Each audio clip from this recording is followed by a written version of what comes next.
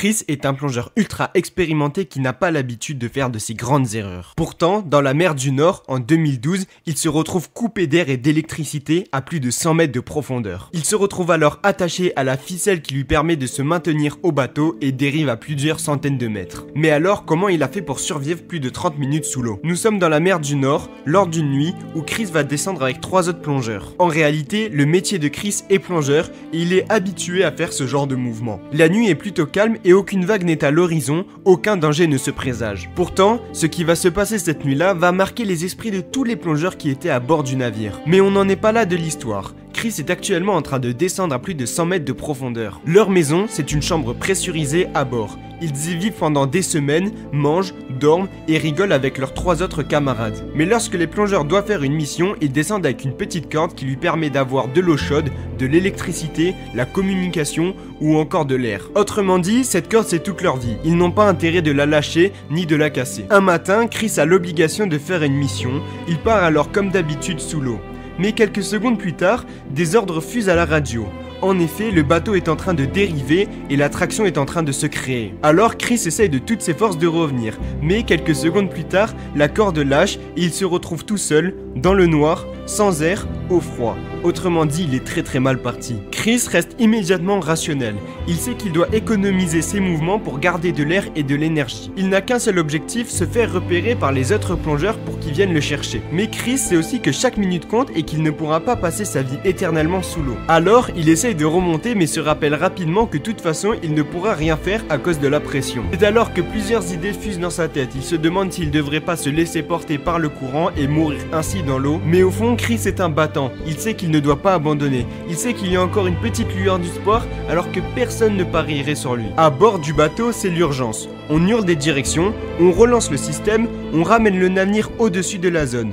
Duncan et David se préparent à ressortir. On met le ROV sous l'eau, un petit robot avec caméra qui permet de retrouver David. Enfin, quelques secondes plus tard, l'écran montre un petit corps immobile collé à la structure. C'est Chris. Tout le monde se tait une seconde.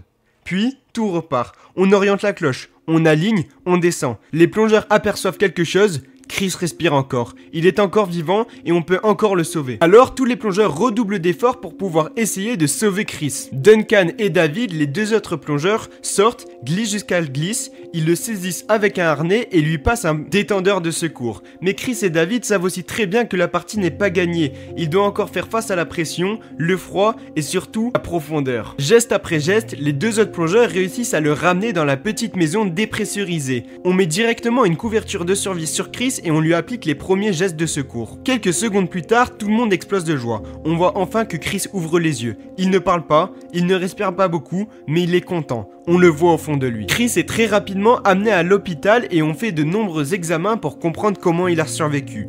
En réalité, Chris n'a aucune séquelle. Les médecins se demandent comment c'est possible, mais en réalité, plusieurs mélanges de facteurs ont réussi cet exploit. En effet, le froid a permis de ralentir l'oxygène, l'immobilité de Chris l'a aussi aidé, de petites bulles d'air qui ont réussi à conserver le sang de Chris. Quelques semaines plus tard, Chris était déjà à pied et il a pu raconter cette histoire à de nombreux journaux télévisés et à raconter comment il s'est senti au fond de l'océan. Alors si vous avez aimé cette histoire, n'hésitez pas à vous abonner et à regarder mes autres vidéos sur la plongée. Je publie 2 vidéos par jour sur la plongée et une vidéo longue d'histoire de plongée sur les plongées les plus insolites qui s'est passé. Donc n'hésitez pas à aller voir mes autres vidéos, ça me ferait vraiment très plaisir et dites-moi en commentaire si vous avez aimé cette vidéo de plongée. Merci beaucoup pour votre écoute. Après la mort de 2 plongeurs finlandais dans la grotte glacée de Plura, en Norvège, les survivants reviennent en secret pour récupérer les corps de leurs amis quand leur opération officielle est jugée trop dangereuse. Hier, en Norvège, une vallée blanche, la rivière prise sous une couche de glace. 5 amis posent leur sac près d'un tout découpé dans la surface. Pas de publicité, pas de spectateurs. Juste eux, le souffle qui fume, la lumière des frontales et ce projet qui peaufine depuis des mois. Traverser la grotte. Ressortir plus loin sous la glace, se prouver qu'ils peuvent tenir ensemble dans un endroit que presque personne ne voit. Ils s'aiment bien, ils se font confiance. Ils savent que ce n'est pas une balade, mais ils ont répété, comparé leurs plans, distribué les rôles. Avant de glisser sous la glace, il y a ce moment suspendu où ils se regardent. Un signe de tête, on y va. L'eau mord, la nuit s'ouvre, les roches avalent les lampes. le monde au-dessus disparaît. Sous la glace, la grotte est belle et cruelle. Les galeries se resserrent, le sol se soulève, la visibilité tombe dès qu'un pied accroche le fond. Au douteur d'un passage étroit, un des 5 s'arrête net. Un autre revient pour l'aider. Les lampes secouent, la poussière déroche. La vue se brouille, les gestes deviennent lourds. 3 comprennent que ça dérape et décident de faire demi-tour. Ils veulent rassembler tout le monde, mais la brume blanche les sépare en mur opaque. À quelques mètres, 2 restent derrière. Pris par l'effort, par la peur, par ce mélange de fatigue et d'obstination, perdent des précieuses secondes. Les 3 qui repartent avancent lentement, se parlent juste assez pour tenir. Quand enfin ils retrouvent le trou sous la glace et la nuit de la vallée, ils ne sont plus que 5. Le silence qui suit n'est pas celui de la grotte, c'est celui de l'absence. Le lendemain, les meilleurs sauveteurs arrivent. Ils plongent, testent le passage, reviennent secoués, verdict, trop risqué. La grotte est fermée. Sur la neige, ruban, gyrophare, voix basse. Les 3 survivants écoutent sans répondre. Ils comprennent la logique, mais pas le vide que ça laisse. 2 amis restent là-dessous, et personne ne viendra. Le soir, chacun rentre chez soi, avec cette phrase coincée dans la gorge. On ne les sortira pas. Autour d'une table, les 3 posent leurs mains à plat. Pas de grands mots, juste une décision. On y retourne. Ils lisent ce qu'il faut, ce qu'ils savent, ce qu'ils craignent, et se regardent droit, sans héroïsme, sans posture. Ce n'est pas une mission, c'est une promesse. Ramener leur ami à la famille.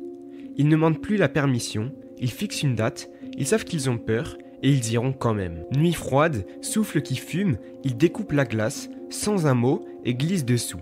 Tout est lent, précis, presque silencieux.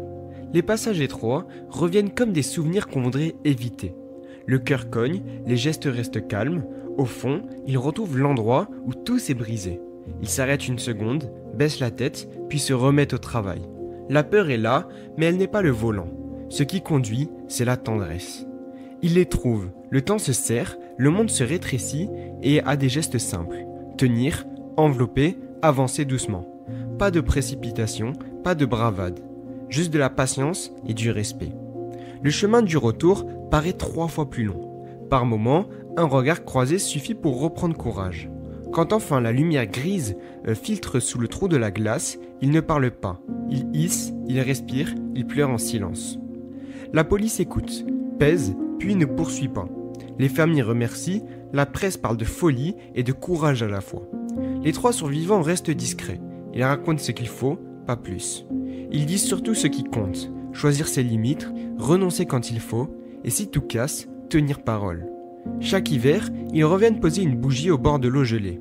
Le vent mord les doigts, la femme tient, eux aussi. Si vous avez aimé ces histoires de plongée, n'hésitez pas à laisser un petit commentaire et à aller voir les autres histoires de plongée que je raconte sur ma chaîne.